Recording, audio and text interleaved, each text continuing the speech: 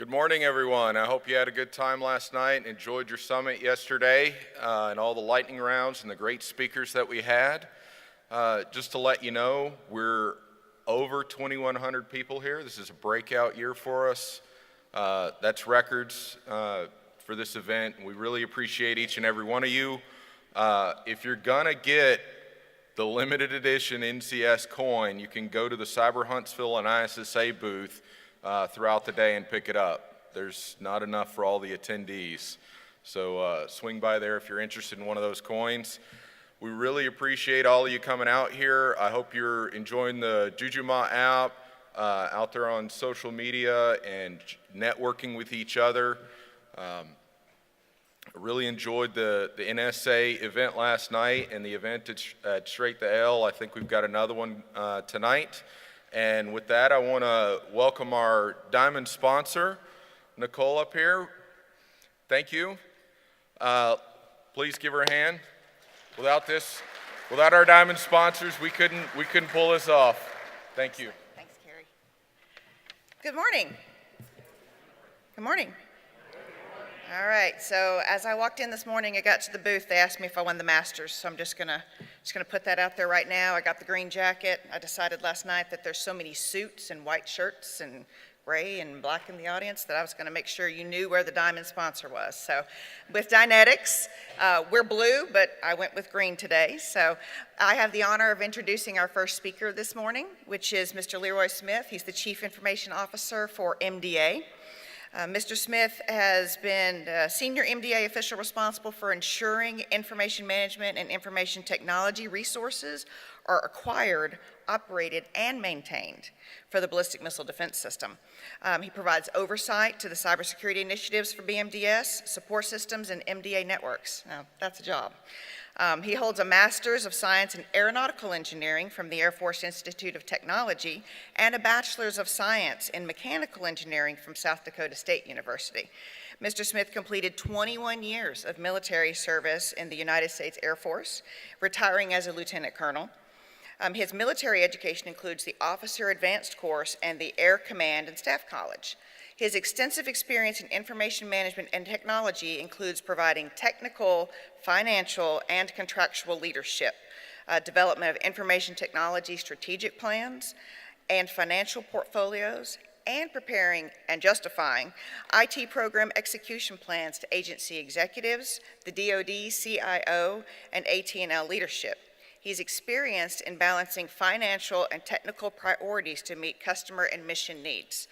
That's an incredible position to be in, to have done both sides, or all three sides, however you may look at that. He's a certified defense financial manager, has a level 3 certification in science planning, research, development, and engineering, a level 3 certification in program management, and a level 1 certification in test and evaluation. So with no further ado, I'd like to get Mr. Smith here to share his presentation. Thank you. Thank you very much. Good morning, everyone. Let's try that again. Good morning, everyone. Good morning to you.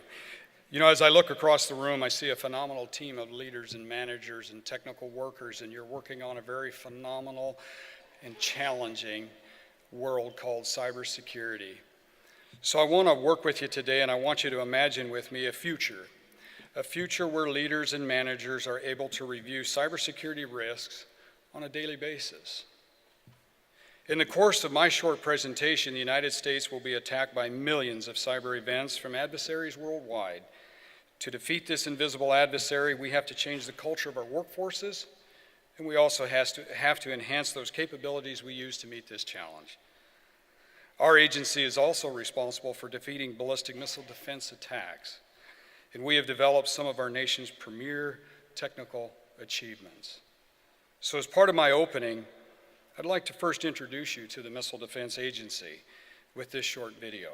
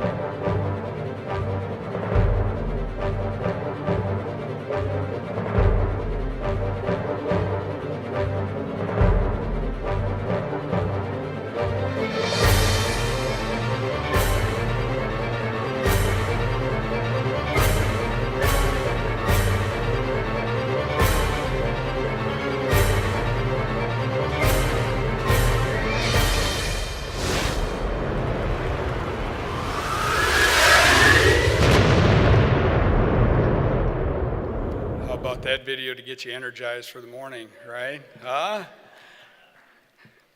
And for the high school students, how about that for a job, right? So that was a short 2-minute history of the mission and of the Missile Defense Agency, and it demonstrates just some of our capabilities. I'm here today because my boss, Lieutenant General Sam Greaves, believes strongly in cybersecurity, and he asked me to come and share with you what we're doing in this very challenging operational environment. With that in mind, he also asked us to share the current state of our missile defense program, which I'll do here with just the next few charts. I've had the privilege of working in the Missile Defense Agency for over 17 years. When I began working for the agency, missile defense was a very controversial program. Today, I'm happy to say that's no longer true. Our leaders now all agree dealing with missile threats is an essential part of our national defense strategy. My boss's boss, Dr. Michael Griffin, Undersecretary of Defense for Research and Engineering, has missile defense high on the list of his significant priorities. As General Greaves always likes to say, the threat has indeed voted. And today everyone acknowledges the critical importance of missile defense. Obviously, the mission is to develop and deploy a missile defense system to protect the homeland, our forward deployed forces, and our friends and allies against ballistic missile defense. I would like to highlight, however, that just a few short months ago, the mission statement included the word limited ballistic missile defense attacks. General Greaves has taken the word limited out of our mission statement, as he sees a need to increase our capabilities against a much broader threat. Additionally, he is considering taking out the word ballistic so that we can focus our attention on all types of missile threats. This is bold, but very essential for the future of our agency.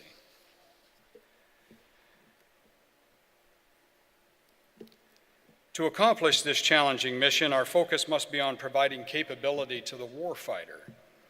This means we must add additional capacity to our existing defensive systems while also looking at new technologies to deal with the advancing missile threats.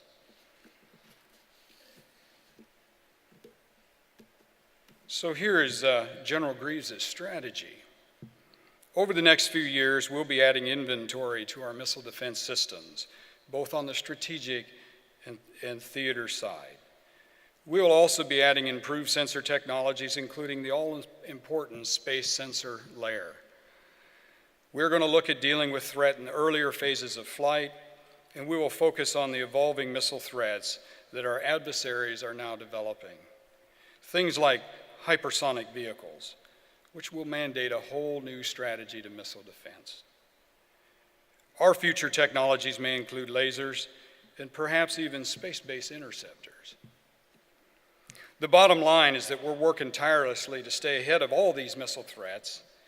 And as we're doing this, we now also get to deal with a rapidly advancing cybersecurity threat environment.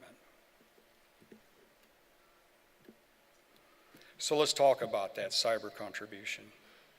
For the ballistic missile defense system, the cybersecurity threat must be dealt with on a global basis.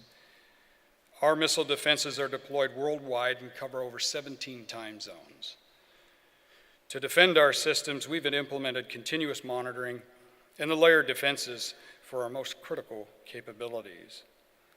While we also focus on identity management to ensure those with the proper credentials and the need to know can operate within our environment. Obviously, our strategy encompasses keeping hardware and software current with the latest patches, And our full defensive operations now include some reaction and recovery methods in hostile environments. Perhaps most importantly, we're trying to look at new methods to train our workforce, the entire workforce, on cyber defensive operations. As we operate in missile defense battle space, we must also be able to defend against a cybersecurity threat in a much more proactive manner.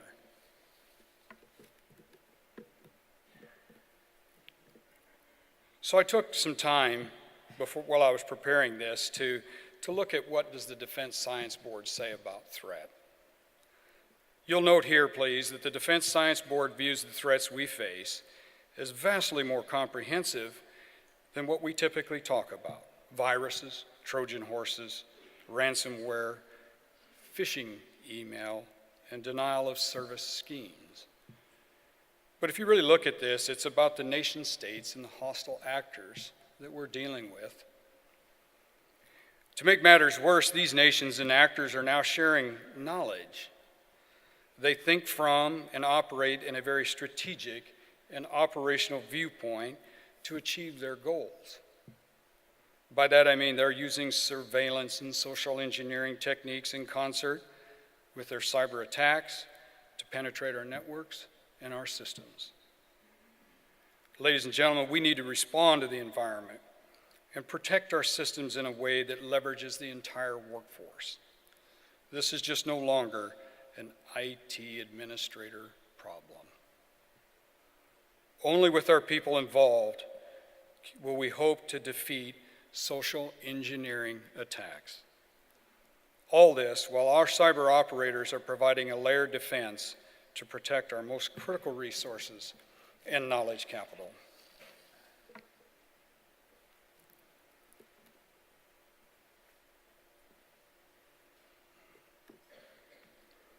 The Defense Science Board has done a really good job, I felt, in the key elements of transitioning from technology-based defense to an operational security domain.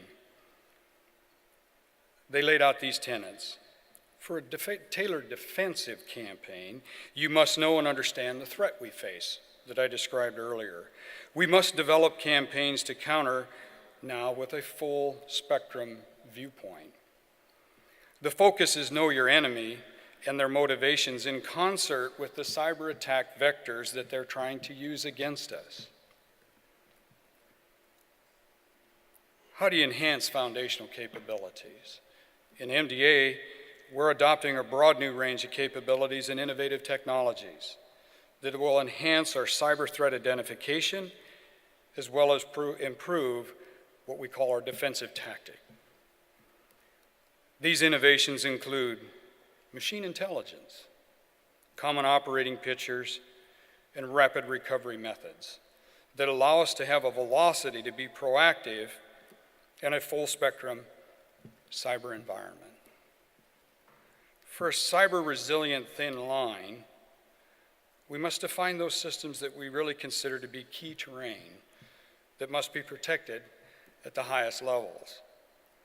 I think we're all starting to recognize we just don't have the resources to protect everything at the same level.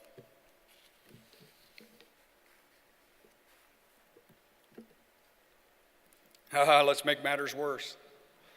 We must deal with the fact that exponential velocity of technology change is making the systems we're trying to protect even more complex.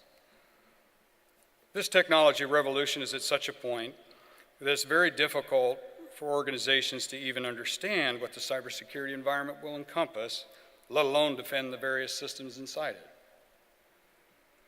It really does take time for people to embrace change. So now the question is how do we rapidly incorporate the right new technologies into our organizational daily operations and in our corporate culture to remain effective and secure? This is a real challenge. However, I believe there is a light in the end of the tunnel. We are using machine intelligence as the bridge to close this gap. Machine intelligence can help us all determine what we need to defend, how to defend it, and then measure how well we're actually doing. This will enable us to make the proper investments and adjust our strategies at a velocity to make our efforts fully effective and successful.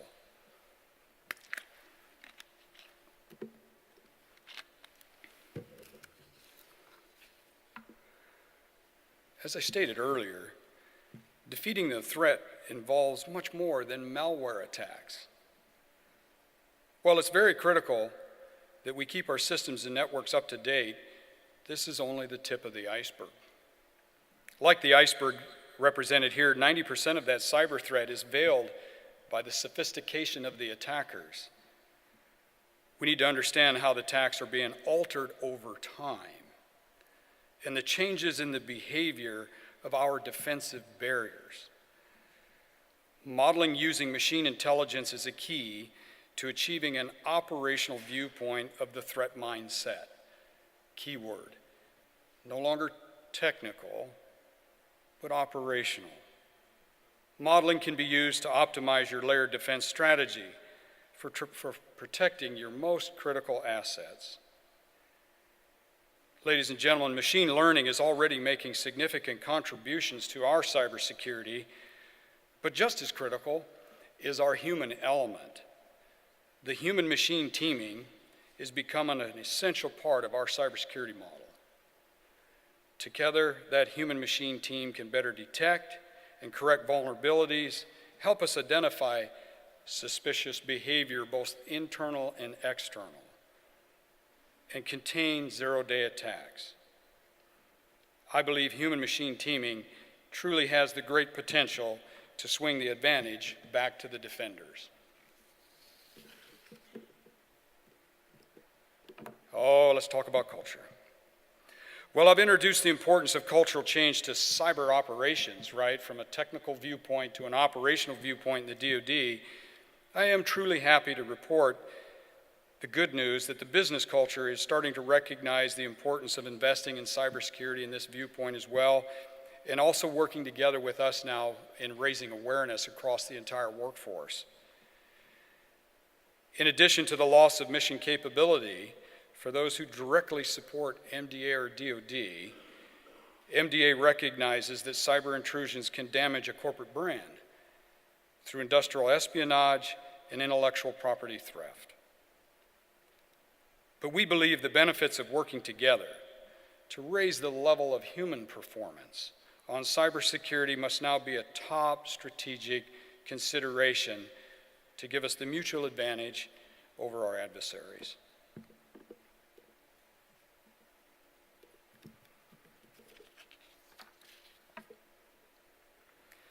So we talked about technical and operational, but so how do you do this? How do you move from cyber compliance to a cyber operations model? Cyber operations, well, you actually need a model.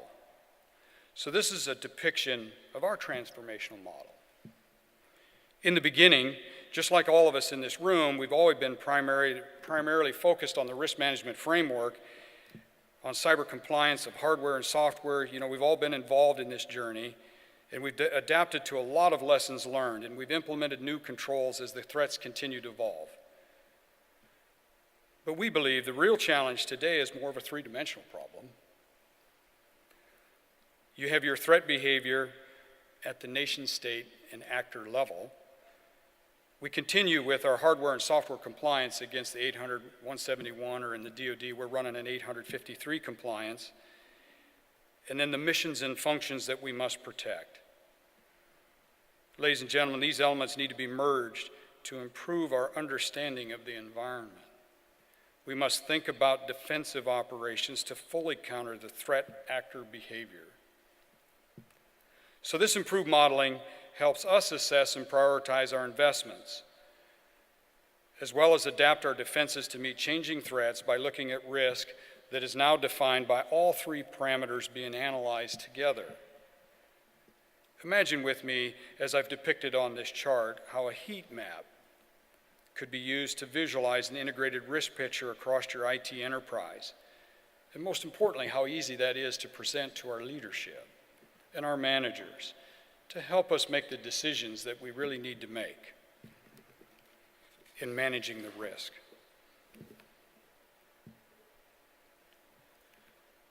So in this next chart, which is missing a lot of pieces,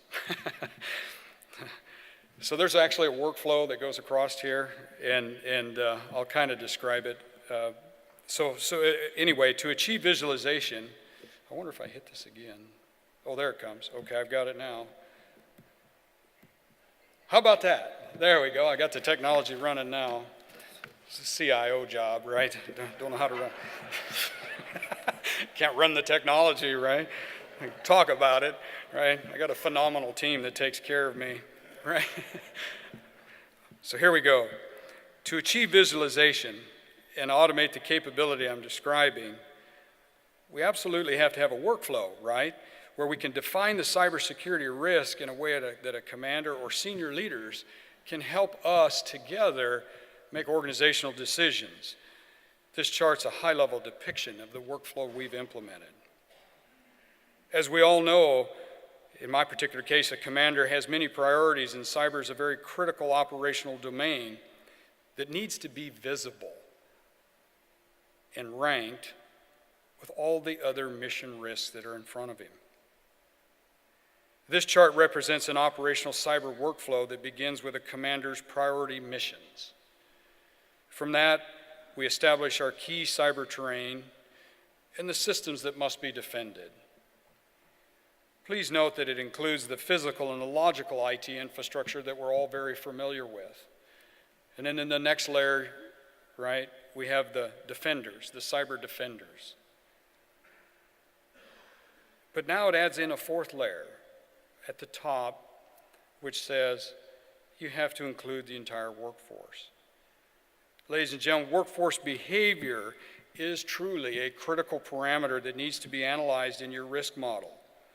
Human error today still remains a very significant and key part of the problem of attacks. This new workflow focuses our threat modeling and defensive measures that we must apply against our identified risks so that we can report back to our command group. So what we're really trying to do here is make it visible to the command group. You'll note that this is a continuous process on the chart to improve our defensive measures and tactics based on lessons learned, just like we've been doing as we learn and adapt in the implementation of RMF controls.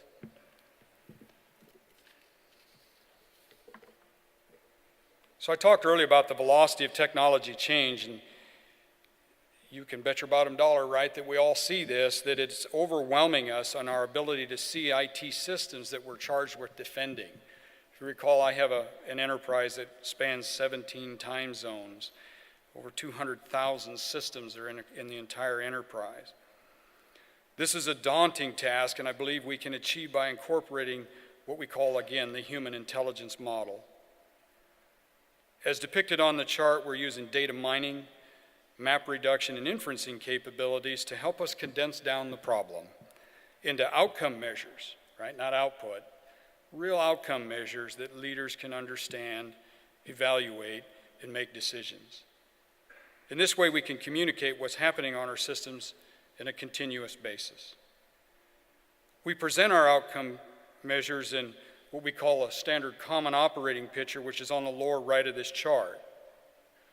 And what we're trying to do now is communicate with our defenders, our user base, but most importantly, we are truly trying to reach our leadership because they are ultimately responsible for the risks we are taking to protect our systems and our data.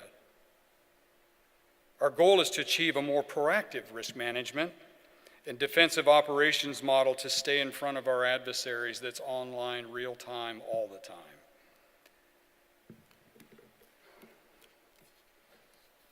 So this is the Notional Cybersecurity Common Operating Picture. This is an unclassified one, so I had to make something simple. So this is a notional chart that could give network defenders and executive leaders a quick operational viewpoint, covering threats, status of your key control categories such as strong authentication, device hardening, reduce attack surfaces, status of your network monitoring, all of this categorized by specific systems and an overall risk to networks based on the threat we are experiencing for a specified capability or function in our enterprise. Imagine with me additional common operating pictures that could be developed to alert our user base with information they need to be aware of as threats change against our capabilities.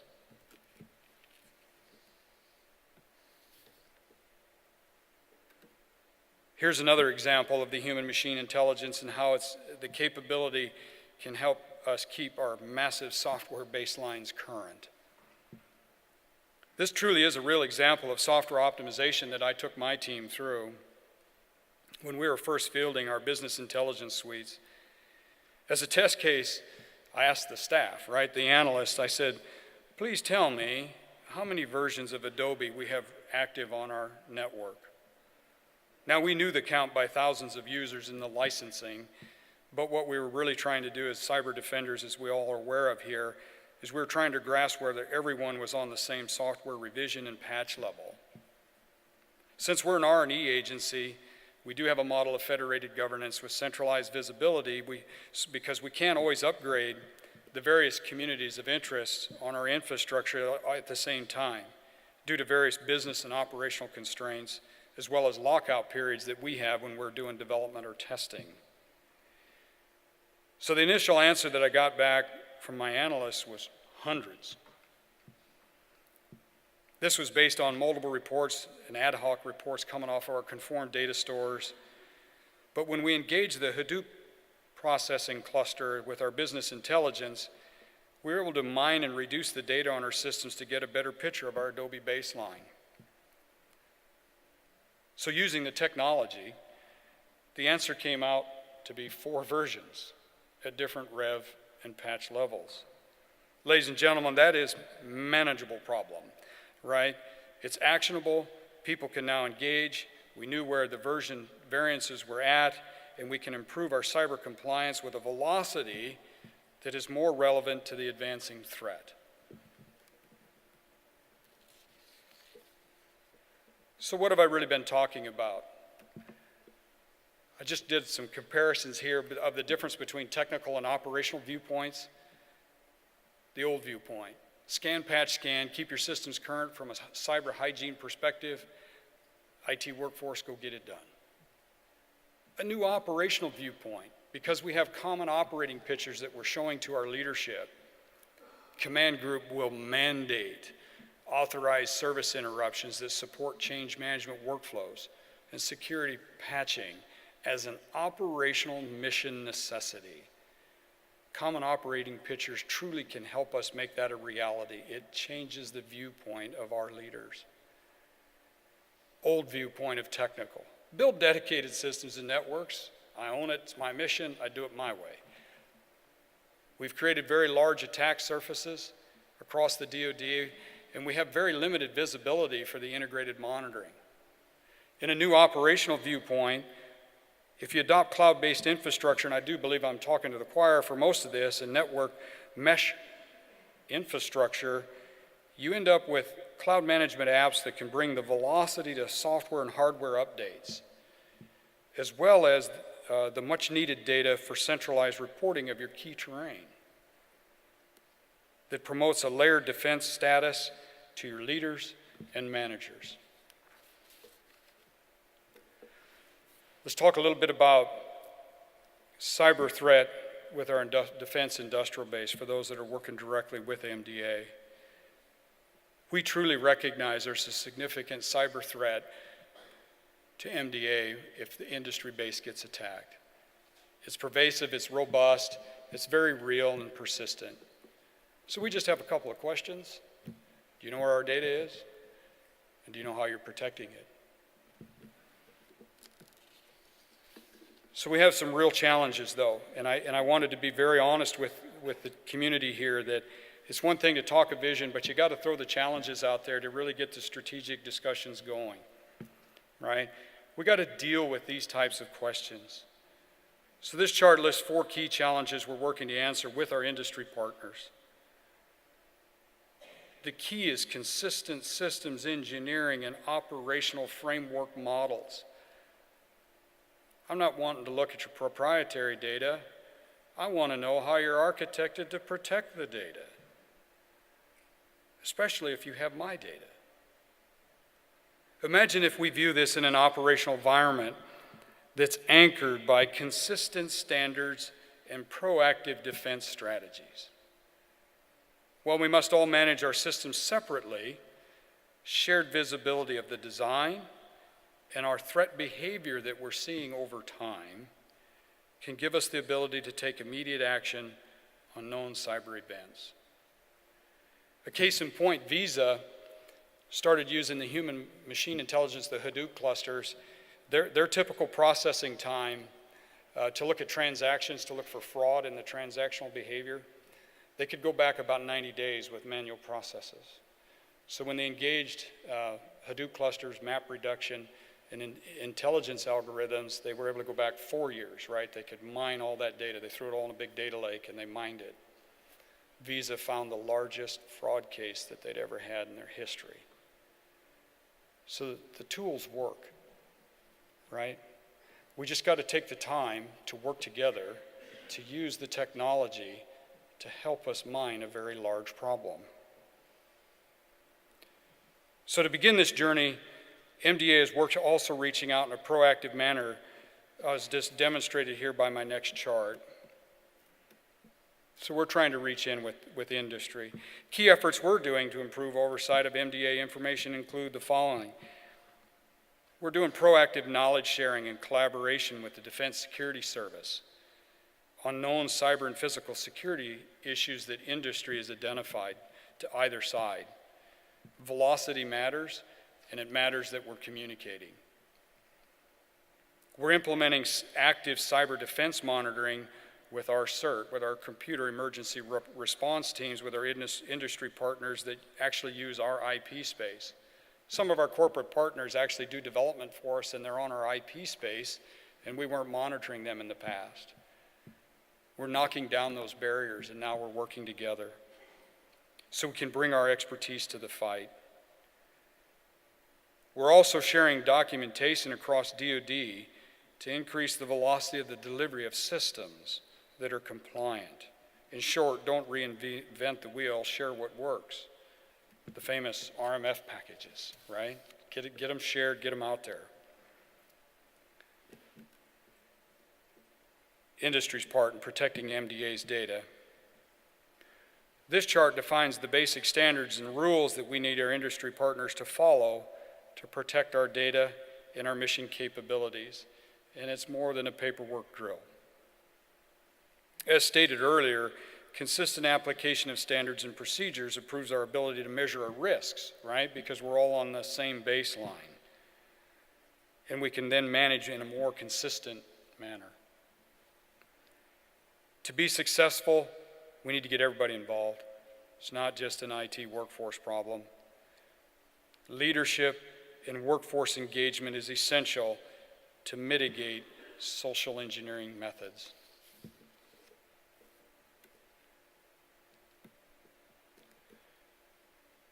The only thing I really wanted to emphasize on this chart is that the speed of reporting matters, and now in an operational domain that we all recognize operates in milliseconds. Knowledge of the attacks gives us great insight on the motivation and strategy of our adversaries and what they're using to attack our systems. But again, we got more tough questions that slow us down in our ability to share knowledge, as I've identified here in this next chart. These are some of the challenging questions we're discussing with our industry partners on the difficult matter of incident reporting. Again, we really do recognize that cyber intrusions can damage a corporate brand through intellectual property theft, as well as have very serious contractual impacts. As such, we are working on these matters on a case-by-case basis to find the balance. But I wanted to make sure that we put it out here in front of everybody to say it's not easy. We need to work together, we got to find the answers, we got to communicate in the critical management space to be successful. Our adversaries are doing it, we need to do the same. We struggle with these questions, but we're still trying to be proactive. So MDA has embarked on a more proactive approach. We've actually begun a program to help minimize these cyber incidents before they even occur. General Sam Greaves has established a cyber assistance team program.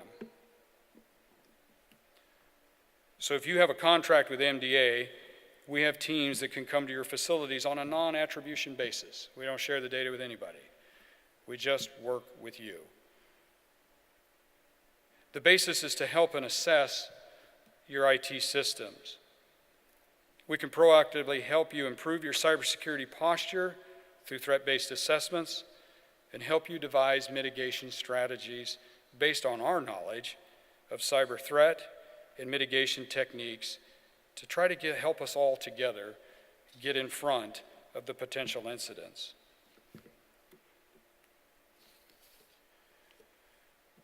So, ladies and gentlemen, I want to leave you with three things today. An operational viewpoint for cybersecurity is the way of the future for DoD. We truly want to be strong partners, full communication.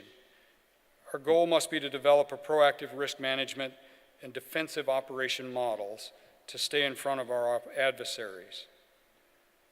Third, we truly believe that human-machine intelligence methods and common operating pictures are tools that can help us reach our leadership.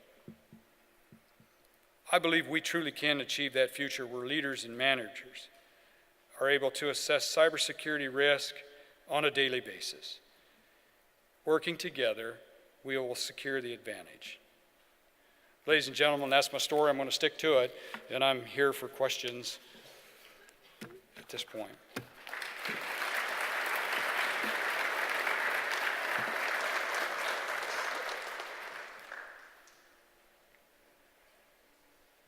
I'm not a cyber Jedi, so if you got really tough ones, I'll have to go after my experts.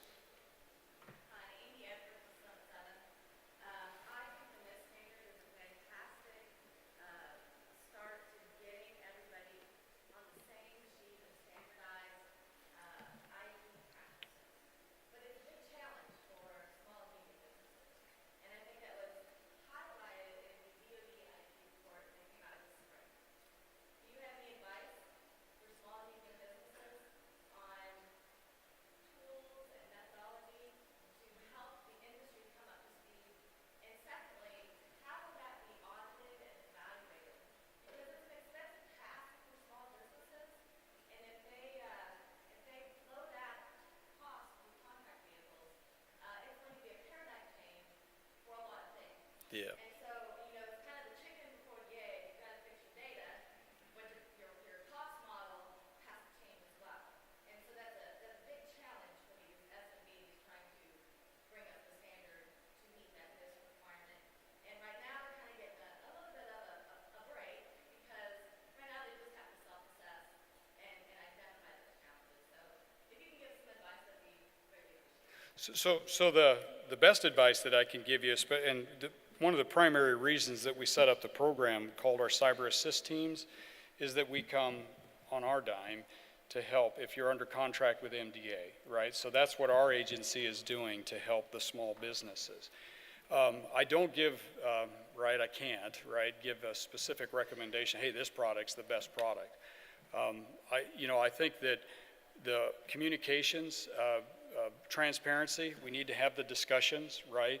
In a lot of cases, we run into companies that, I guess, could I call it just an outright fear that you might not get a contract with us if you expose that you don't have a good, solid cyber hygiene, right?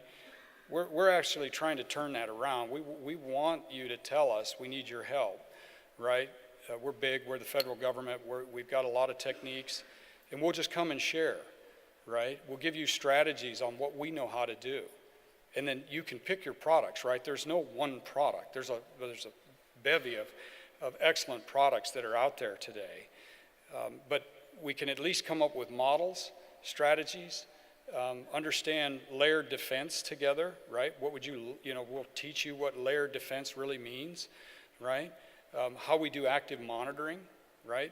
How do we train? Those are the types of things that we want to sit at the table, right? We really want to sit down at the table with you and share that information.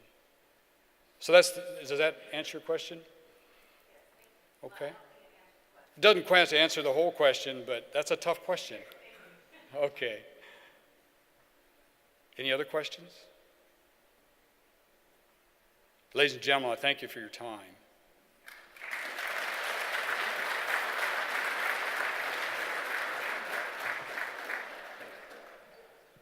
Let's just start with the video that he showed at the beginning. I'm really glad he's on the job.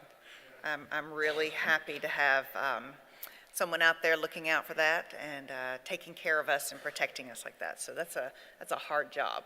I know when I read your information on the bio up there, I thought, wow, that's a lifetime of work that you probably do every month or every week. So on behalf of the Cyber Summit, I'd like to present you with a coin that is our 10th anniversary coin as a thank you for being a speaker and for your support of our organization. Fantastic. There. And then also a Cyber Huntsville coin. So it is our pleasure to be a co-sponsor with this for the ISSA chapter and to bring this out. And it's part of our mission to bring more cyber awareness and to do more work together for bringing cyber to where we think is the best community. So I have a Cyber Huntsville coin for you and want to thank you for your participation. Thank you. Thank you. You bet.